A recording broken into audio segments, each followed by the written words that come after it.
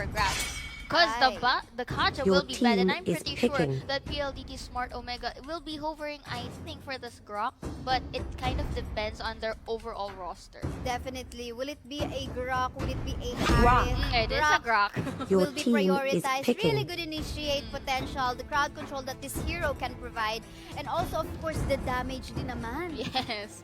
Talagang, I mean, Lahat this na eh. is the kind of tank na kayang makapag-push ng lane kahit mag-isa lang siya eh. Indeed, kaya niya mag-clear agad. Fast clear wave for this kind of tank. Kaya sometimes, just like what you have mentioned, kaya siyang iwan sa isang lane kung sakali man kailangan ng ibang mga ka-teammates mo na clear ng Esmeralda. other lanes. Meanwhile, Ooh, look like they will be getting this Esmeralda, Karen. denying it from the hands of Your Toshi. team At is syempre picking. for additional core damage, Dian will be locking in this Harren. parang nakita ko na rin tong dalawang mage I have burst seen this damage. before, yes. Yes, indeed. Pero alam natin na top 2 teams to eh. Mm. Medyo matindihan talaga. I don't know, will this be a 2-1 ba in favor of whichever team?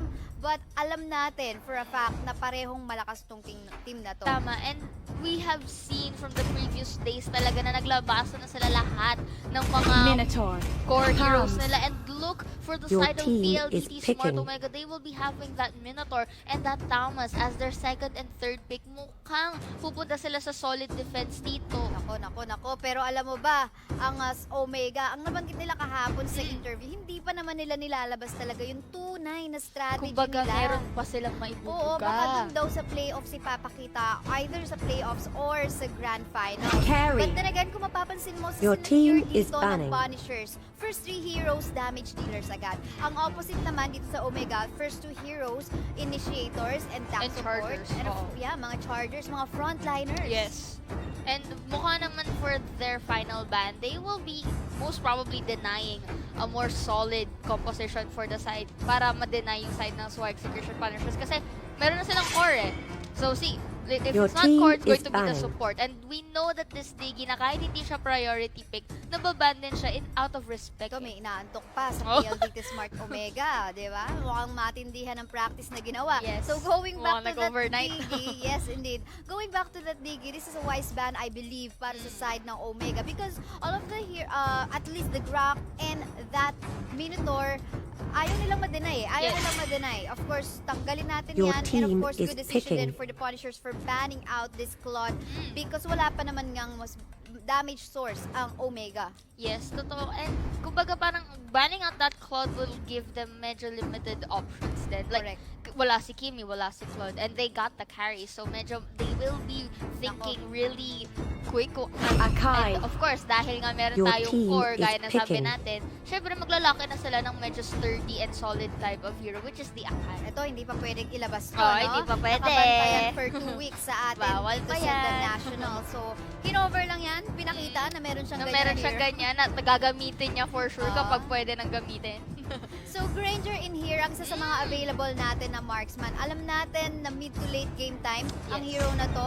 And pag sinabi natin na mid to late game time, ang isang klase ng hero, ang scaling niya medyo matagal kumpara sa ibang heroes. So, just in case they wanna win this kind of lineup, they Lunax. have to make sure that Your early game team time is pa lang, picking. hindi sila mauhuli sa farm. Totoo. And of course, syempre with that being said, the Granger, pretty sure mabibigyan siya ng priority when it comes to gaining that resources. Lolita. Magkakasama niyan, it's either Grok, Granger, or Minotaur Yes, Granger. yes. It's either which. Pero the final pick for Suha Execration Punishers is going to be that Lolita to deny the Lunox pick of Exort. Alam mo, parang feeling ko kahit tinanggal dito ng Omega yung Diggy, ganun din naman sa Oo, Punishers eh. Yes. Magandang crowd control source din ang Lolita as well as Akai. So I think for both of the teams, they have drafted so well. It's just maybe siguro papabor ako sa decision making na ginawa dito ng Punishers. Yes. And ako for the side naman, I also really like both drafts.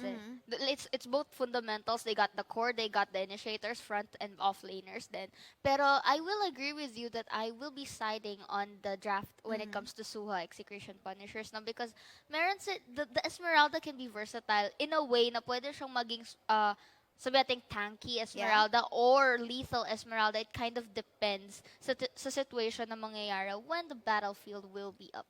Yes, and eto naman, we are about to start the game, kaya kapit lang kayo mga kaibigan. Again, pasok na ang parehong team na ito sa ating playoffs that is gonna happen on Saturday. Yes. Ang pinaglalabanan na lang dito ay yung seeding nila para makabracket ba nila kung sino yung mga kalaban nila. Will it be the Bren Esports team or the Signal Ultra Warriors? Meanwhile, recap muna tayo ng ating lineup ng parehong teams. Yes, for PLDT-Smart Omega, we got Kripsu for that Grok.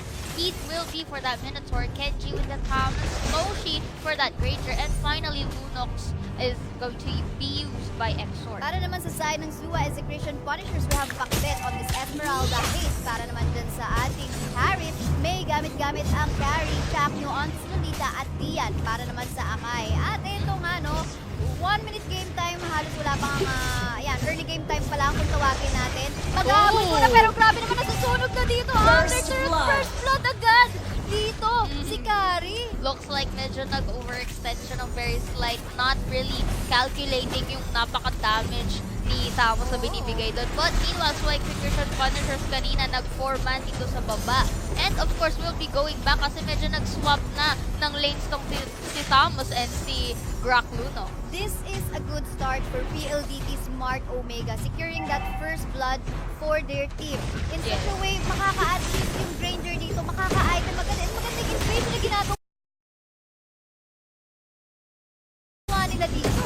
And of course, knowing that Kenji has the upper hand when it comes to damage. Pero si Dian, ladies and gents, mukhang naipit at makaka-survive in the nick of time. No, it won't because Lunox will be having that free hit and another one by killing this Harith. And syempre, di pa rin sila susuko though because Chakto and friends are coming to avenge their squad. Pero mukhang na Guardian's Barrier to at mukhang nahiwalay ang kanilang initial setup. Si Exort naman running for his life dahil alam niyang low on health siya. But medyo action-packed pa rin dito sa middle side because it's 3-on-3. So far, Toshi's doing a good job hovering the minions doon sa middle side. And now, both teams nagro-rotate dito sa ating turtle. Speaking of good jobs, Seiya, I will definitely agree for the side of Omega dito na that they're doing a really, really great job. Nandyan yung potential nila kasi early game time pa lang yung mga heroes na pinili nila, except for the Granger, maganda ng pang-engage or pang-deny agad ng mga jungle. Pero teka lang. Oh, look at that hate. So much hate dahil overcommit siya doon at naslay siya ni Thamos. Pero si Kari dito, he has to go back dun sa top side. Meanwhile, dito naman sa ating baba, they're going back to their original positions dahil they already got the turtles for the side of PLDT-Smart Omega. And it's going pretty good like you said kasi I like the aggression eh. Kahit pang early game sila, they're taking advantage din talaga. But Chakno here will be 2 versus 1 by Toshi and Heath. And tignan natin kung makuha niya. Pero hindi pa sapat and Lolita has to go back. Kahit hindi namatay si Lolita, this is still in favor of Omega right now. Look at that 3K gold in 3 minutes game time pa lang naman. Ang bilis makasecure dito ng objectives ng Omega. Going back to that aggression na meron sa lineup ng Omega right now. Although sabihin na natin ang Granger, hindi siya nag-i-scale agad-agad. Pero yun nga, kung masecure mo naman kasi ang farm mo, early game time pa lang, mas magiging makatiyan. Yes, but look at the positioning of both sides ng teams. PLDT-Smart Omega knowing that there are 3 to 4 members ng Suha Execution Punishers doon sa baba. Talagang pumunta na sila sa top dahil alam nilang nag-iisa lang si May doon. And this is a very good opportunity para ma-push nila ang top side ng Suha Execution Punishers. Naku, makikita natin si Esmeralda doing some work onto the bottom lane. Pero delikado rin siguro ang lagay niya dito. Dalawang to, sa Minotaur and of course the Granger with the damage. Oh, mukhang napa-early ang kanyang pagpapakita dahil kinikrit hit na siya neto ni Granger and going for that kill with the help of Heath. Napakagandang execution at I think that Esmeralda was a nice attempt to actually go and gank. Pero syempre, nandun si Minotaur going and actually nag-vision lang and goes back to his marksman para mabigyan ng tulong. From providing vision, of course, nandun na rin sa kanya yung pag-cover up for this Granger, pero but look at this, mukhang nagkakaroon ng alitan dito sa bottom side of the lane, ladies and gents. Si Chakno mutukatok ko sa kanyang buhay, but Minotaur will be going for that kill, and of course, Lunox hindi magpapatalo, the Chaos Assault will be going there as well. At syempre, nang dahil more members dito sa PLDT-Smart Omega, nakapag-pick off ng dalawa, mapupush nila tong bottom turret, at syempre, tuloy-tuloy na to for the side of PLDT-Smart Omega unless makahanap ng opening ang Suha Execration Alam mo, Punishers. grabe dito yung Omega. Hindi pa daw nila pinapakita yung strategy nila. Kumbaga, hindi pa ito to. Pero yun nga lang, no, I wonder kung ano mangyayari sa playoffs natin.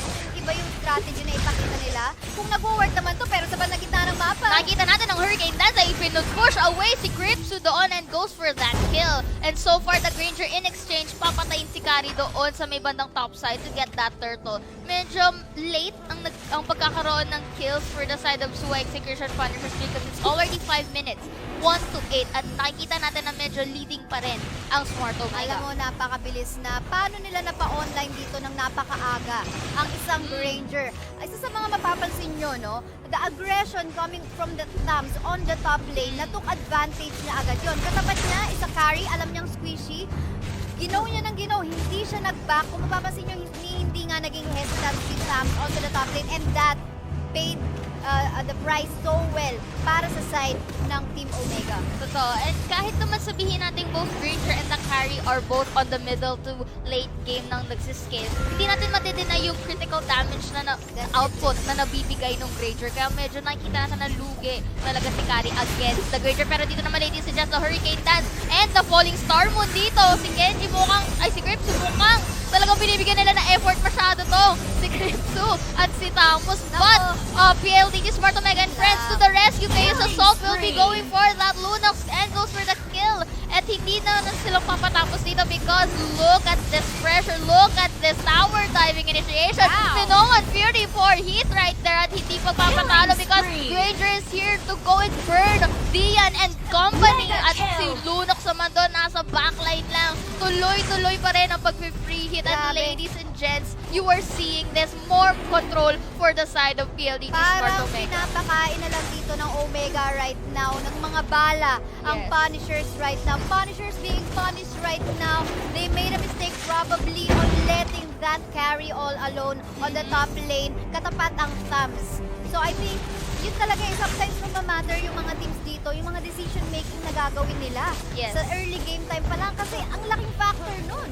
Yeah, I mean, hindi naman talaga surprising na talagang iiwan nila si Kari, no? Of course, syempre, to go for that XP, to go for that resources. Pero hindi kasi siya effective kapag alam mong napipick off na si Kari at alam mong hindi na effective yung iiwan na lang siya mag-isa. And with that being said, ladies and gents, nakikita natin dito going all out in resources at objectives ang PLDT-Smart Omega dahil nakita nga natin kanina, no, na yung net worth nila ay lamang with a comparison with Execration. Pero yan na nga yung Hurricane Dance. So once again, kino-corner nung si Genji para hindi makapagano. But look at that, Minoan Fury and the Chaos Assault going for Lunox right here. And Tamus going for that extra kill, ladies and gents. Napakaganda ng pagkaka-Minoan Fury ni Heath doon at pagkaka-corner. Although kinorner doon ni Punisher si Genji, hindi pa rin sapat eh. Hindi pa sapat dahil alam nilang tanky na si Tamus doon. Definitely. Kung mapapansin mo rin, Seiya, wala pang nababasag na torre para sa side ng Omega right now. There's a lot of things na kailangang i-catch up ng Punisher. Pero napakahirap gawin nun. Dahil nga naman, naku, yung mga napafarm na lang nila, yung mga minions na pumupunta sa base nila. And this is really looking good so far for Team Omega. The minimap is turning into color blue right now. They're putting all of the pressures that they can. The steer to turret onto the top will go down just like that. At eto na. The Lord is gonna go up within 58 seconds. Yes. At ayun na nakita natin may Bloodlust Axe na ang Granger for the side of PLDT-Smart Omega, meaning mas lalo pa siyang sasakit at mambuburn ng mga tanky ng mga Suha Execution Punishers. But here on the bottom side though, we are seeing lots of pressure and nakikita natin Brilliance is going to be used by Lunox pero wala pang ganong naging ganap. It was kind of a wise choice. Medyo maaga lang din, I guess. Pero isa sa mga mapapansin mo, damage of carry is not yet even there. At eto na nga, they have the opportunity.